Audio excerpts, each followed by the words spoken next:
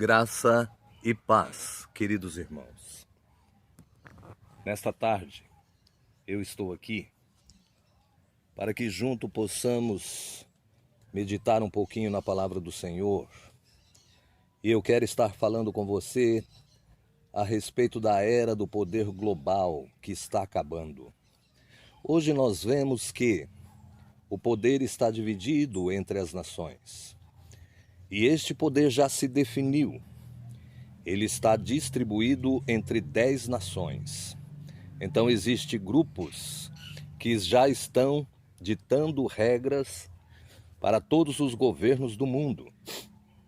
Haja visto que antes dos governos entrar no poder, eles são convidados a assinar acordos para promover um governo mundial. Então, este governo mundial, ele já tem os seus representantes, como o Grupo Bilderberg e muitos outros.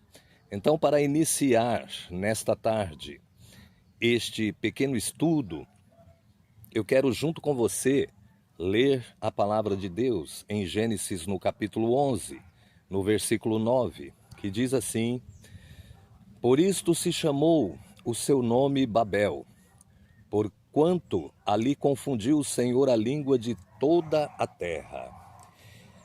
E dali os espalhou o Senhor sobre a face de toda a terra. Gênesis 11, versículo 9. Meus irmãos, as sociedades secretas e também a ONU, o catolicismo, o G7, G20 e muitas outras corporações prega a união dos povos no mundo. O slogan, por exemplo, da ONU é paz e segurança. Já o objetivo do nosso Pai, desde o início, foi a divisão do mapa mundi em regiões, povos e nações. A nova ordem mundial pretende ter uma só economia, uma só moeda, uma só religião, um só governo. E também quando os profetas de Deus falam sobre a instalação de um governo mundial, a própria liderança, os políticos e os seus governos que estão no poder, dizem que isto é teoria da conspiração.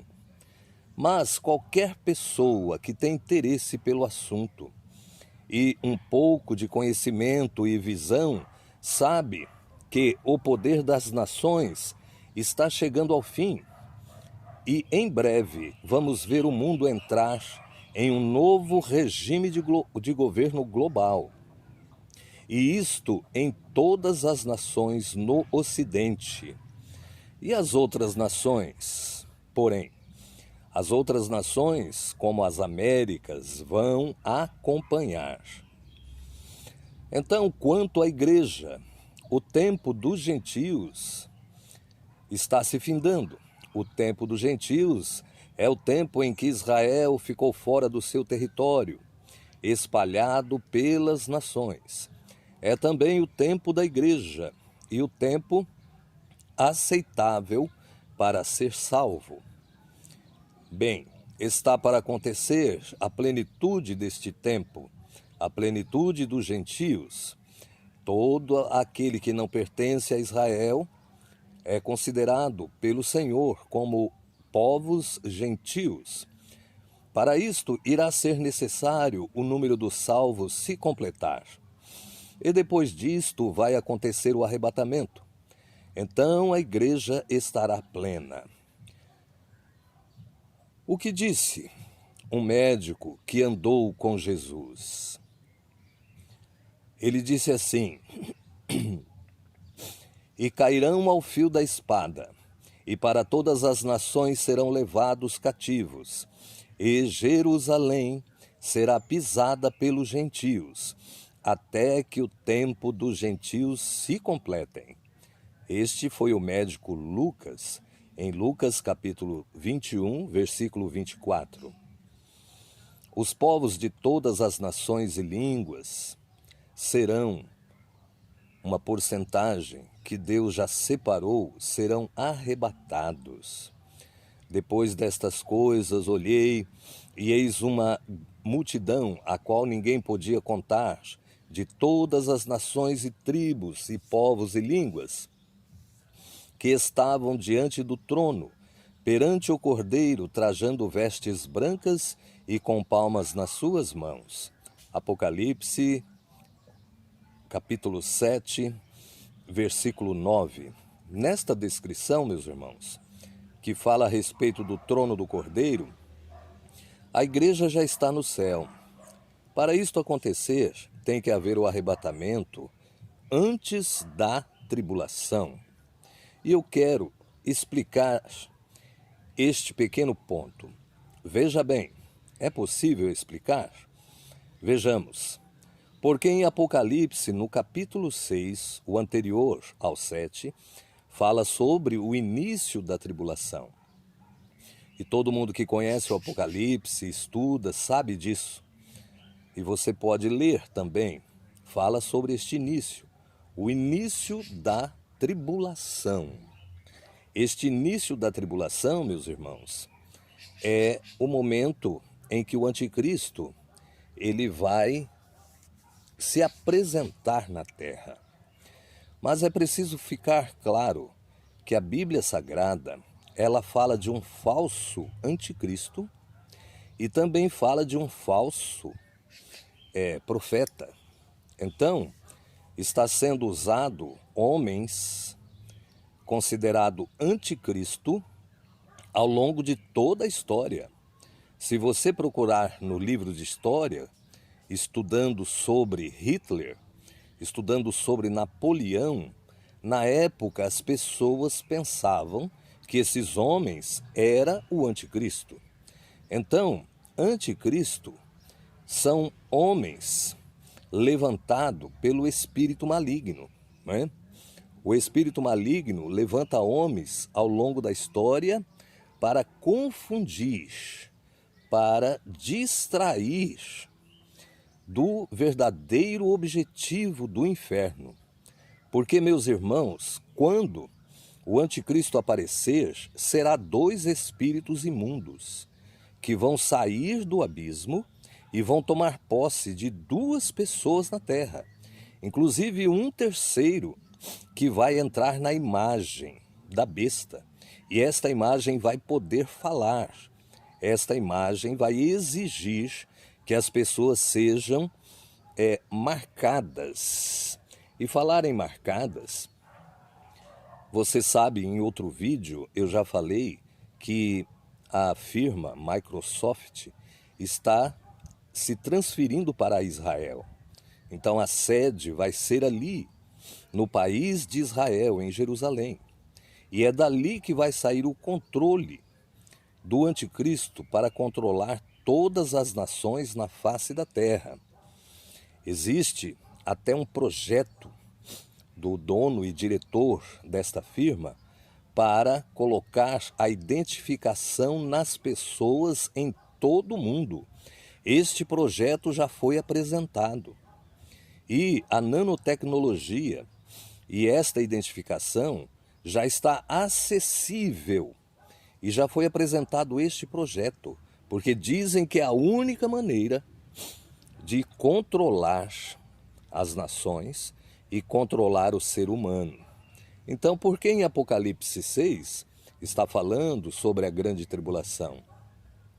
E já em sequência, em Apocalipse 7, vai falar sobre os 144 mil que serão selados para pregar na grande tribulação, não é?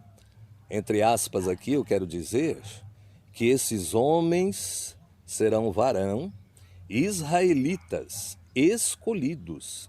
Você pode até ir ali no capítulo 7 de Apocalipse e ler. Serão do sangue judeu. Então não é a igreja, não será a igreja. Esses homens pregarão na grande tribulação, onde a igreja já estará nas bodas do Cordeiro. E em seguida já mostra a igreja aos pés do Cordeiro, nos céus, enquanto os 144.000 estarão pregando em Israel e em todas as outras nações, a igreja estará nos céus. Os 144.000 não são as primícias. Quem são então as primícias do Pai? Veja, a palavra, ela fala claramente que a primícia, em primeiro lugar, é Jesus Cristo, que ressuscitou. Foi o primeiro a ressuscitar, o primeiro a receber o corpo glorificado. Então Jesus já possui este corpo, que nunca será destruído. E depois então serão os salvos que serão arrebatados.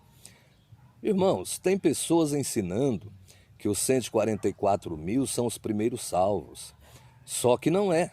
Os 144.000 são israelitas da linhagem judaica, de sangue judeu. Tem sangue judeu. A igreja é composta de povos gentios e também povos judeus. Quando um judeu aceita Jesus, ele deixa de ser judeu e passa a ser cristão. Cristão que segue a Cristo, messiânico, não é? Então a igreja é composta por povos gentios e judeus. O que devemos entender então? O que nós temos que fazer é esperar dos céus o seu Filho, a quem ressuscitou dentre os mortos, a saber, Jesus Cristo, que nos livra da ira futura. 1 Tessalonicenses, no capítulo 1, no versículo 10. Porque Deus não nos destinou para a ira, mas para a aquisição da salvação por nosso Senhor Jesus Cristo. 1 Tessalonicenses 5, no versículo 5. O Senhor não nos destinou para isso, para a ira. É por estas provas incontestáveis que Jesus vai nos livrar da ira futura, porque é vindo, irmãos, o grande dia da grande tribulação, da ira do Senhor.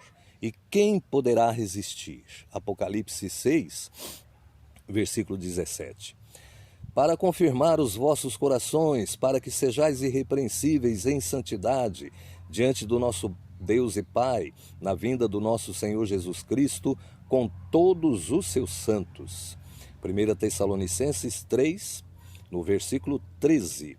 Então, quando Jesus voltar em glória, depois das bodas do Cordeiro, para julgar as nações, julgar Israel e aparecer visivelmente, veja o que diz a palavra. O que diz aqui a palavra? Para confirmar os vossos corações, para que sejais irrepreensíveis em santidade diante de nosso Deus e Pai, na vinda de nosso Senhor Jesus Cristo, com todos os seus santos. Toda a igreja virá com Jesus.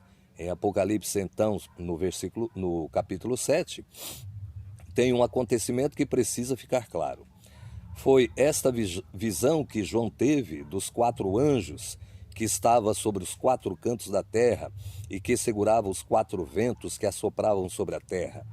Então, diante desta cena, vai aparecer um 5º anjo que traz em uma das mãos o selo de Deus para selar os 144.000. Esses serão selados no início da tribulação. Nesta visão, João vê a igreja nos céus, irmãos. Neste momento, a igreja já está no céu. Presta atenção agora.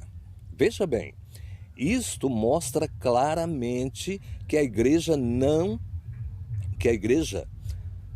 estará na terra, nem no início e nem durante a tribulação. Isto nos prova. Veja o versículo 7. Veja o texto.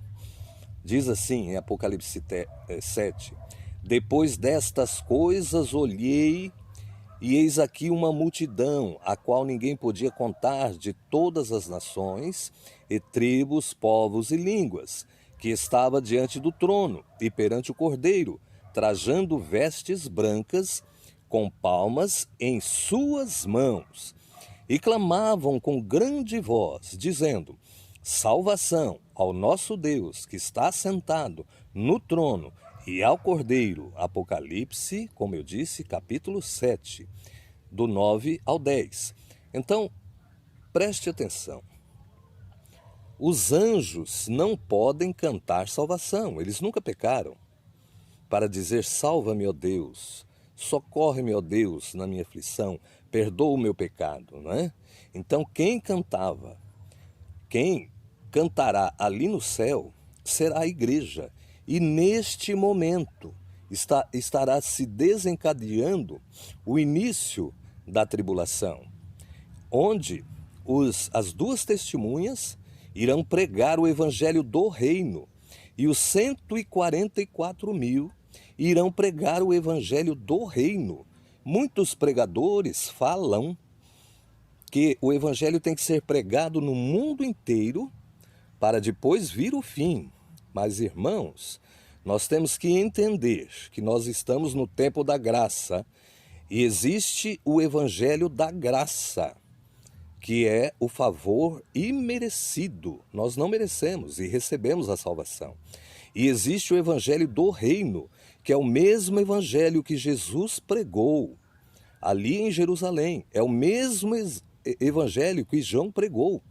Então o evangelho do reino, ele anuncia a vinda do rei. Então durante esses 7 anos vai ser anunciado que o rei vai voltar para a terra e vai reinar por 1000 anos. Então a igreja se prepare, porque está muito próximo o arrebatamento.